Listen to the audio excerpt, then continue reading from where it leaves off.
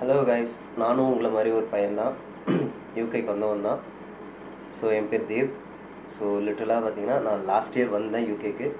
So அப்போ வரும்போது நான் ஒரு வெயிட் கேட்டகரியில் இருந்தேன், கிட்டத்தட்ட 75 to 76 இருந்தேன்.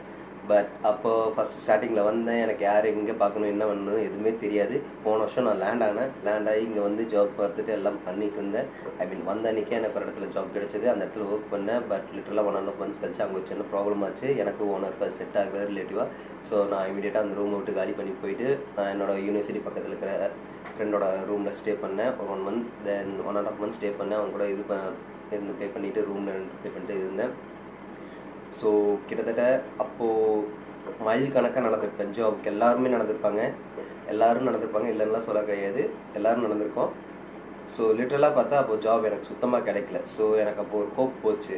ஸோ இங்கே அதுவும் இல்லாமல் மணி கையில் இருக்கிற மணி வந்து வேஸ்ட் பண்ண வேண்டாம் அப்படின்னு லிட்ரலாக ஒரு திங்க் பண்ணிவிட்டு, ஸோ நான் வந்து சம்மர் வெக்கேஷன் டைம் அதுவும் இல்லாமல், ஸோ அந்த டைமில் நான் இந்தியாவுக்கு ரிட்டர்ன் போயிட்டேன்.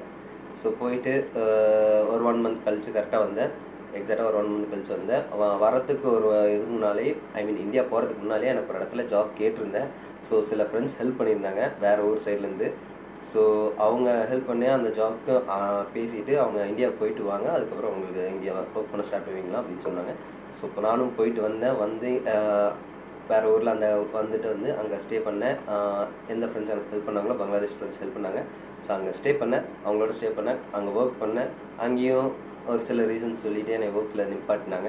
ஸோ அதுக்கப்புறம் என்ன பண்ணுறதுன்னு யோசிச்சேன். மறுபடியும் வேறு ஒரு வேலை நானே தேடினேன், மறுபடியும் கண்டுபிடிச்சேன். அப்புறம் அந்த வேலையும் போனேன்.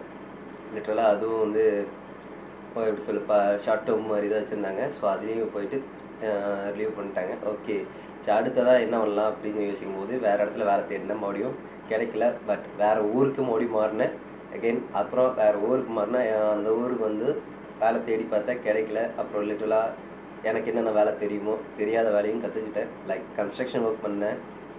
ஓகே, ஸோ அந்த கன்ஸ்ட்ரக்ஷன் ஒர்க்கும் பண்ணேன். ப்ளஸ் அதுக்கப்புறம் எனக்கு அதுக்கப்புறம் ஒரு பர்டிகுலர் இடத்துல போயிட்டு அதுலேருந்து அப்படியே சுவிட்ச் ஆகி ஒரு பார் ஸ்டாஃபாக ஒர்க் பண்ணேன். ஸோ அதுவும் 3 நாள் தான் ஒர்க் கிடைக்கும். ஸோ சம்பளம் வந்து பார்த்திங்கன்னா உங்களுக்கும் தெரியும். ஸோ லிட்டரலாக இந்த அளவுக்கு தான் சம்பளம்னு கொடுப்பாங்க.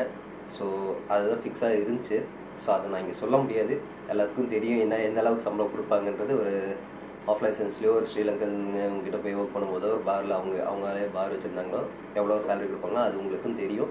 ஸோ பேசிக்கலாக இங்கே எவ்வளோ கொடுப்பாங்கன்றது சொல்லியிருப்பாங்க.